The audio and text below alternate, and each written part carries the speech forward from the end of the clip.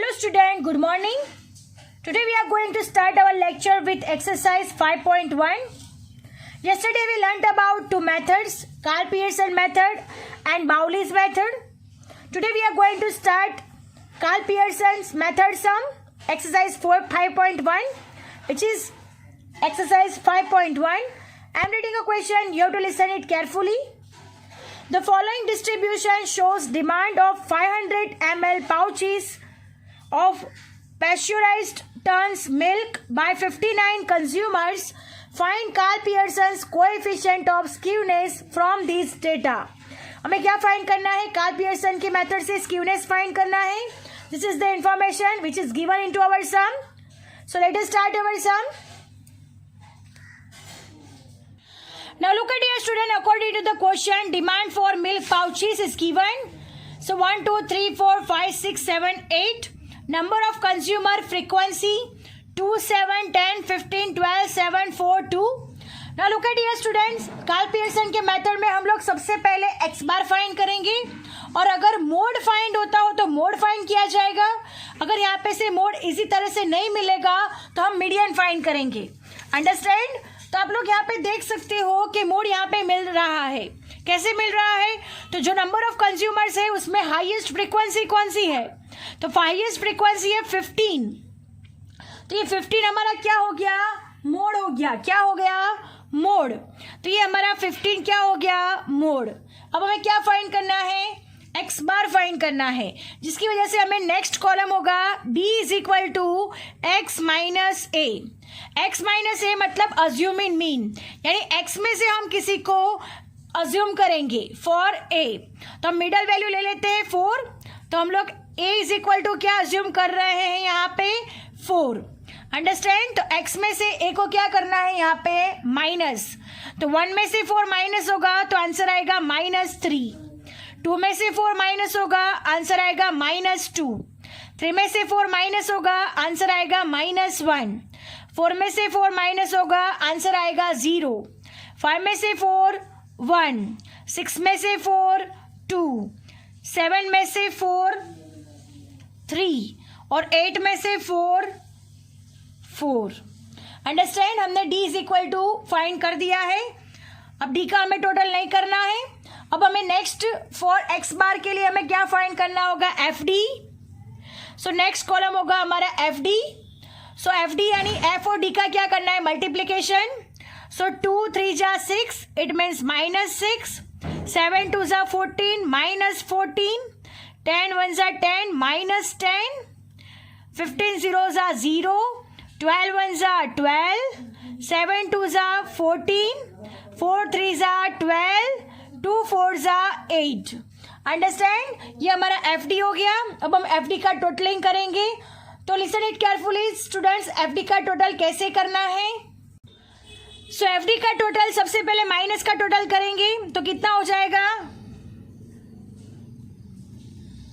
-30 होगा. और फिर हम प्लस का टोटल करेंगे. 8 + 2 10, 10 + 4 14, 14 + 2 16. 1 कैरी 1 2 3 4 46. अंडरस्टैंड? +46 और -30.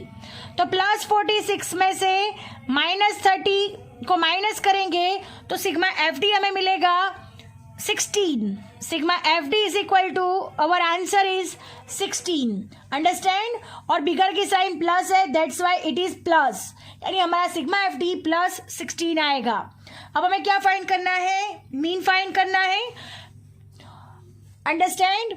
अब हमें पता है कि जब भी हम coefficient of Karl Pearson of skewness, जब कोएफिशिएंट ऑफ स्क्यूनेस फाइंड करेंगे उसके लिए हमें स्टैंडर्ड डेविएशन फाइंड करना जरूरी है. अंडरस्टैंड? फॉर स्टैंडर्ड डेविएशन हमारा नेक्स्ट कॉलम बनेगा FD². लास्ट कॉलम हमारा क्या होगा? FD². FD² का मीनिंग है FD इंटू D. FD² क्यों फाइंड किया जाता है? बिकॉज हम जब कोएफिशिएंट ऑफ स्क्यूनेस फाइंड करेंगे तब हमारा फॉर्मूला है x bar minus MO divide by S. तो तब हमें स्टैंडर्ड डेविएशन फाइंड करना होगा. For that purpose we have to find FD². It means FD into D. अब FD को D से मल्टीप्लीकेशन करना है तो 6 3 ज़ा 18, माइनस माइनस प्लस हो जाएगा, 14 2 ज़ा 28, माइनस माइनस प्लस, 10 1 ज़ा 10, माइनस माइनस प्लस, 0 0 ज़ा 0, 12 1 ज़ा 12, 14 2 ज़ा 28, 12 3 ज़ा 36, 8 4 ज़ा 32। अंडरस्टैंड। तो हमने सारे के सारे एफ डी स्क्वायर लिख दिए हैं, 18 28 10 0 12 28 36 और 32। अब हम इसको टोटलिंग करेंगे तो सिग्मा एफ डी स्क्वायर का टोटल हो जाएगा 164। कितना होगा?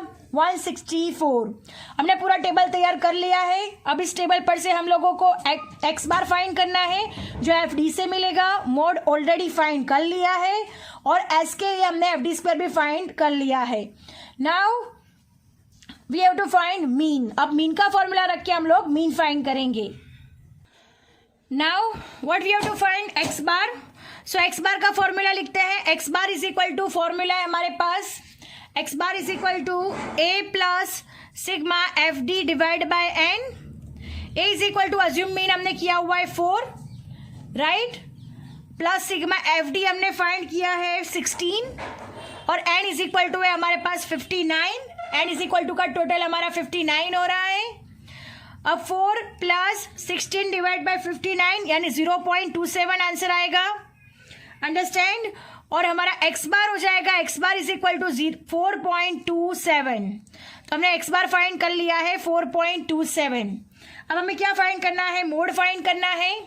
सो मोड हमने फाइंड कर लिया हुआ है टेबल में, तो सिर्फ हमें लिखना होगा यहाँ पे।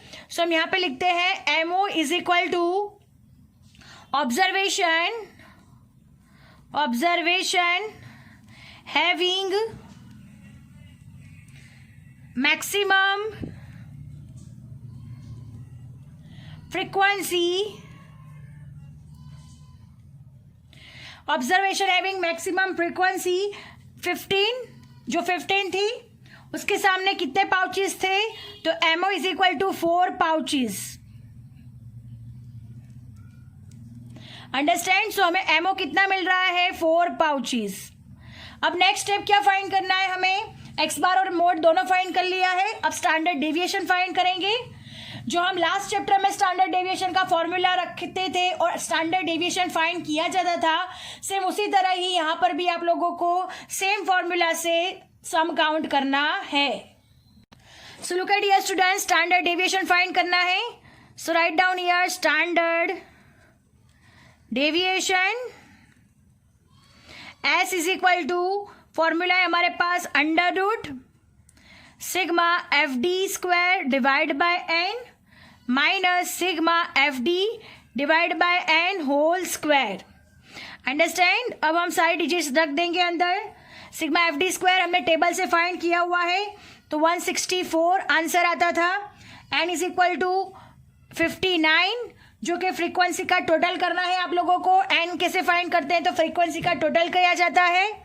माइनस सिग्मा एफ डी हमने फाइंड किया हुआ है 16 divide by 59 whole square. Understand. अब हम इसे सॉल्व करेंगे। 164 डिवाइड बाय 59 तो आंसर आएगा 2.78 माइनस 16 डिवाइड बाय 59 तो आंसर आएगा 0.27 होल स्क्वायर। अब हम इसे सॉल्व किया जाएगा। 2.78 माइनस 0.27 का whole square, it mean 0.0729। Understand. अब हम क्या करेंगे? 2.78 में से ये माइनस कर देंगे तो आंसर आएगा अंडर रूट 2.7071।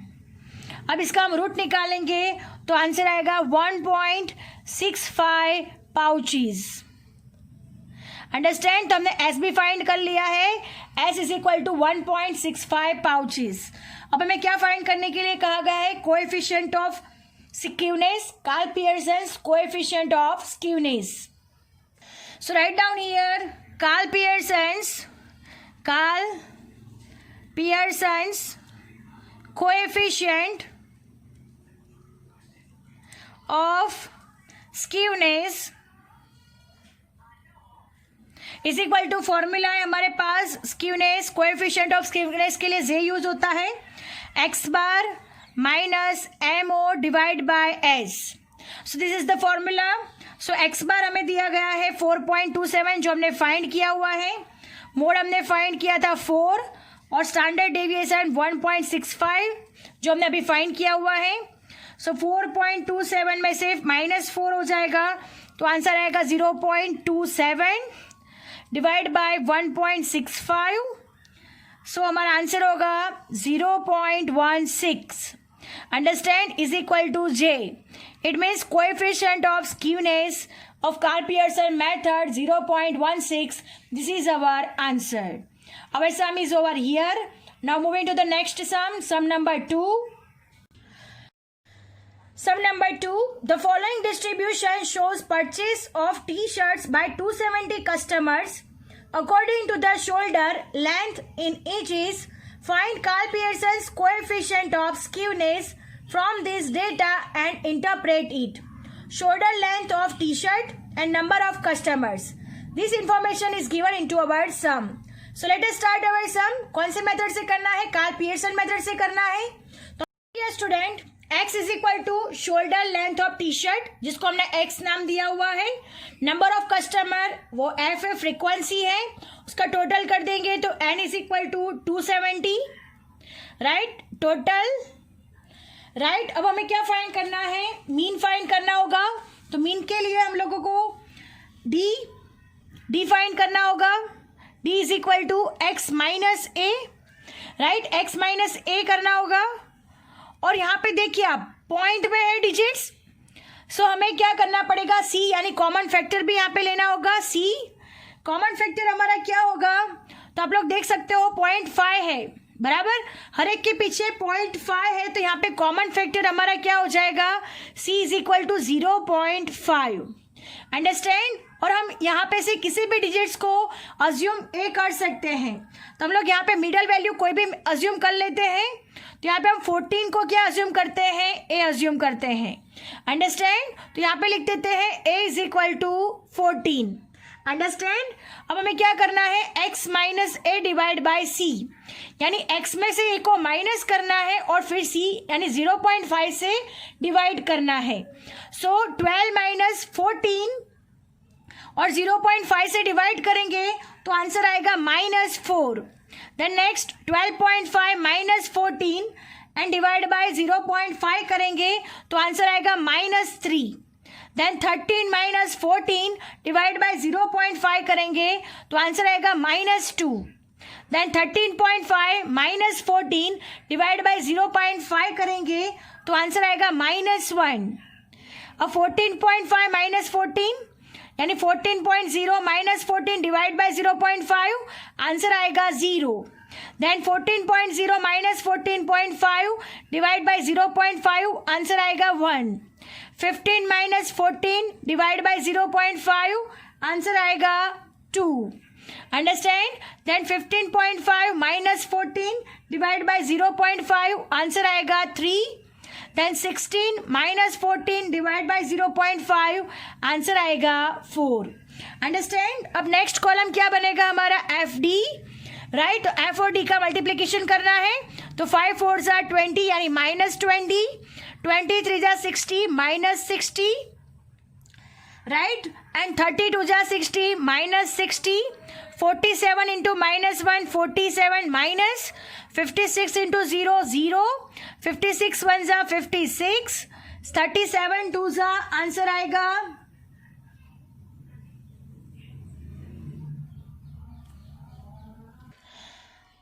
74. 16 इंटू 3 आएगा 48 एंड 3 4 जा आंसर आएगा 12. हम सिग्मा एफ डी का टोटल करेंगे. सबसे पहले माइनस का टोटल होगा, देन प्लस का टोटल होगा, फिर उसमें से माइनस किया जाएगा. अंडरस्टैंड. तो हम सबसे पहले प्लस का टोटल करते हैं, माइनस का भी टोटल करते हैं. माइनस का टोटल होगा -187 और प्लस का टोटलिंग होगा 190. सो 190 माइनस 187, तो हमारा सिग्मा एफ डी हमें मिलेगा. Sigma F D is equal to answer होगा 3. अंडरस्टैंड, हमने 3 फाइंड कर लिया है, ये हमने मीन के लिए फाइंड किया हुआ है। हमें मीन तो हर एक में फाइंड करना ही होता है, बट नेक्स्ट ऑप्शन क्या है, मोड फाइंड करना है या फिर मीडियन फाइंड करना है।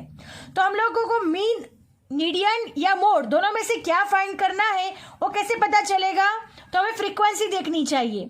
अगर फ्रीक्वेंसी में से आसानी से अगर हमें मोड मिलता है तो हम मोड ही फाइंड करेंगे, अगर हमें आसानी से मोड नहीं मिलता तो हम मीडियन फाइंड करेंगे। सो लुक एट हियर स्टूडेंट्स, यहाँ पे 56 और 56 हाईएस्ट फ्रीक्वेंसी है जो 2 टाइम्स रिपीट हो रही है, तो यहाँ पे मोड फाइंड करना मुश्किल है, that's why we are going to find median. इसी वजह से हम लोग यहाँ पे क्या करेंगे, मीडियन फाइंड करेंगे, बिकॉज दोनों सेम है और दोनों का वैल्यू कैसा है, एक्स में डिफरेंट है, so that's why we are not decide here mode, so we are going to find median. यहाँ पे हम क्या फाइंड करेंगे, मीडियन फाइंड करेंगे।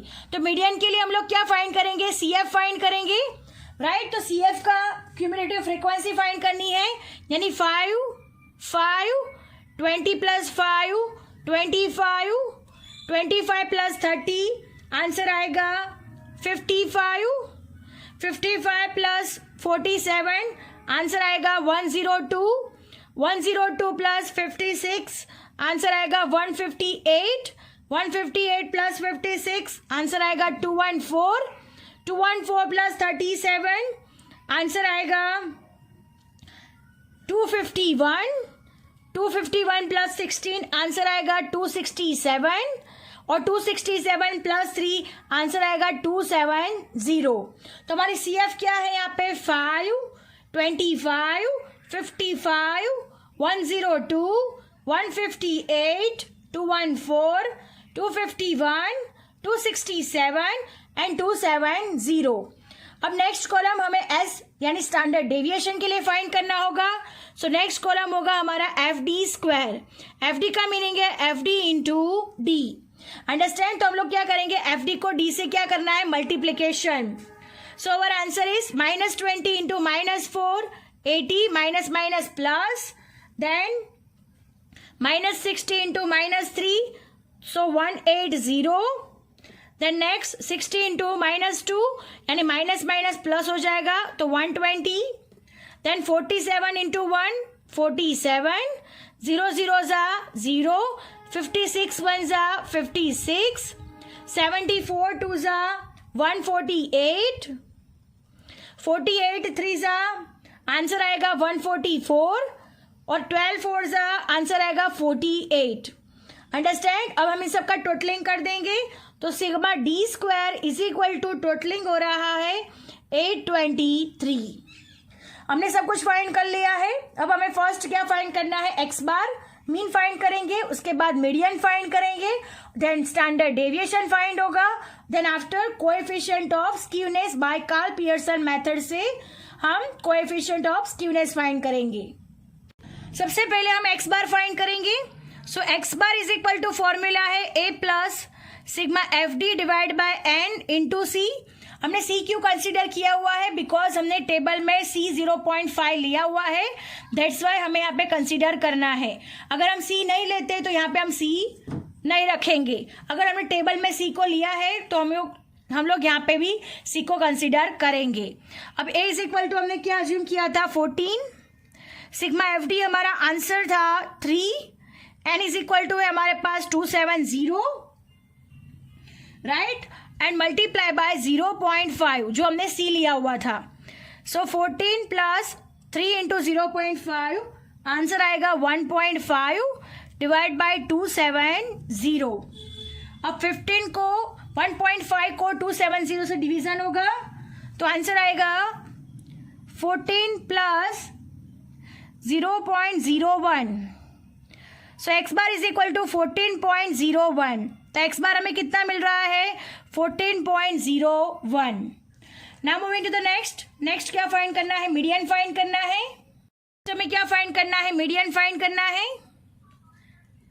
मीडियन का फॉर्मूला है हमारे पास, median is equal to n plus 1 divide by 2 observation, n plus 1 it means 270 plus 1 divide by 2th observation. So 271 divide by twoth observation. So 271 को 2 से डिवाइड करेंगे तो आएगा 135.5 फिफ्थ ऑब्जर्वेशन. अब हम उस टेबल में 135.5 से हाईएस्ट डिजिट को देखेंगे, फिर उस हिसाब से हम लोग क्या फाइंड करेंगे, मीडियन फाइंड करेंगे. Understand. So look at dear student, हमारा मीडियन का आंसर आ रहा है 135.5. तो यहाँ पे 135.5 से हाईएस्ट डिजिट कौन सी है, तो 158 है फॉर मीडियन. तो उसके सामने के कितने इंचेस है, x इज इक्वल टू 14. तो हमारा मीडियन क्या हो गया, यहाँ पे 14 हो गया. अंडरस्टैंड. तो हमारा median answer, median is equal to 14 आएगा. So median is equal to answer आएगा 14 इंच. अंडरस्टैंड. मीडियन का आंसर हमें मिल गया है 14 इंच. अब हमें क्या फाइंड करना है, स्टैंडर्ड डेविएशन फाइंड करना है. स्टैंडर्ड डेविएशन का फॉर्मूला सेम रख के फाइंड करेंगे. Now moving to the next, standard deviation find करना है. स्टैंडर्ड डेविएशन का फॉर्मूला है s is equal to under root sigma F d square divide by n minus sigma F d divide by n whole square into c. C किस लिए लिया हुआ है, because हमने टेबल में इसको कंसिडर किया है, दैट्स वाई हमने यहाँ पे सी लिया हुआ है. अब हम सारे डिजिट्स रख देंगे. सिग्मा एफ डी स्क्वायर हमने फाइंड किया था 823 divide by 270 minus sigma F D 3 find किया था डिवाइड बाय 270 होल स्क्वायर. सी हमारे पास है 0.5. Now next 823 divide by 270 answer आएगा 3.0481 माइनस 3 डिवाइड बाय 270 आंसर आएगा 0.01 होल स्क्वायर इंटू 0.5. 3.0481 माइनस 0.01 का होल स्क्वायर, तो उसका आंसर होगा 0.0001 मल्टीप्लाई बाय 0.5. ये डिजिट में से ये डिजिट माइनस होंगी, तो आंसर आएगा 3.048 इंटू 0.5. अब हम ये डिजिट का रूट निकालेंगे, तो रूट निकलेगा, सो रूट आएगा 1.746 इंटू 0.5. अब इन दोनों का मल्टीप्लीकेशन करेंगे तो आंसर आएगा 0.873. तो हमारा आंसर होगा अप्रोक्सीमेट 0.87 इंच. राइट. तो ये हमारा क्या हो गया, स्टैंडर्ड डेविएशन. अब हमें क्या फाइंड करना है, coefficient of skewness. Now look at student, coefficient of skewness जिसका फॉर्मूला है j is equal to 3x bar minus m divide by s.